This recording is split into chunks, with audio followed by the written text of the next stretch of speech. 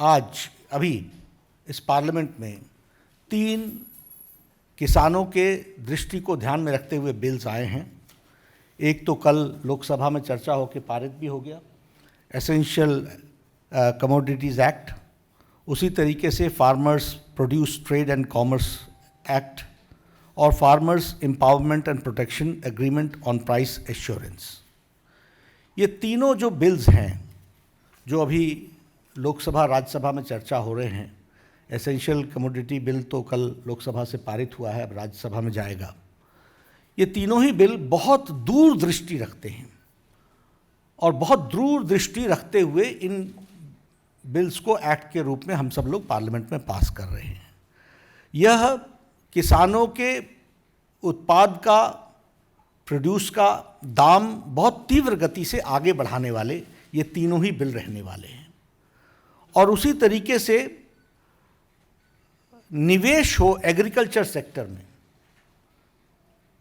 कृषि क्षेत्र में निवेश को बढ़ाने में ये तीनों ही बिल बहुत महत्वपूर्ण भी हैं और बहुत लाभकारी भी हैं, कारक हैं। इसको हमको समझना चाहिए। अब मैं अगर बात करूं एसेंशियल फूड कमोडिटीज़ एक्ट की, 1955 का एक्ट है, 1955 का। उस समय हमारे यहाँ फूड ग्रेन्स की शॉर्टेज थी।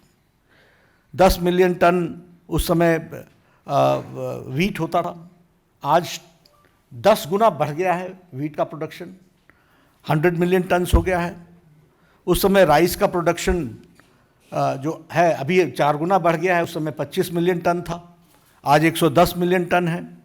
उसी तरीके से दालों का लगभग 2.5 गुना बढ़ गया है, 10 मिलियन टन से 25 मिलियन टन हो गया है। तो ये जो बिल आया था वो उस समय था जब शॉर्टेज थी, रेगुलेट करने की ज़रूरत थी और कोई होर्डिंग ना हो और इसका सही दाम मिल सके, सही समय पर लग सके, इस बात के लिए था। अब इसको डीरेगुलेट करते हुए इसमें कोशिश ये रही है कि एक्स्ट्रा ऑर्डिनरी सर्कमस्टांसेस में, अब एक्स्ट्रा ऑर्डिनरी सर्कमस्टांसेस क्या है? फेमीन है, वॉर है, अकाल आता है, नेचुरल कैलेमिटी होती है। तो इन सब को ध्यान में रखते हुए इस बिल को बनाया गया है, जिसमें ये एक स्मूथनेस आएगी और इसके माध्यम से प्राइवेट सेक्टर भी इन्वेस्ट करेगा, वह भी निवेश करेगा और उसको भी इसमें से एक उत्पाद लेने की इच्छा जाहिर होगी। यह एक इस विषय को हमको ध्यान में रखना चाहिए।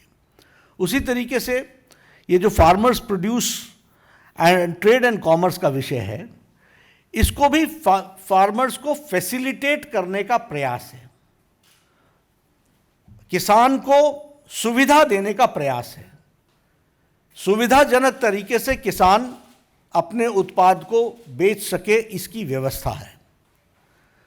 और इसका जो मूल है कि अनाज मंडी के थ्रू, अभी क्या है, अनाज मंडी के थ्रू ही बेचा जाता है। यह आपको सुविधा देता है कि अनाज मंडी से बाहर भी आप बेच सकते हैं। अड़ी सोमवार से शुक्रवार शाम 6 बजे सिर्फ TV9 भारतवर्ष पर।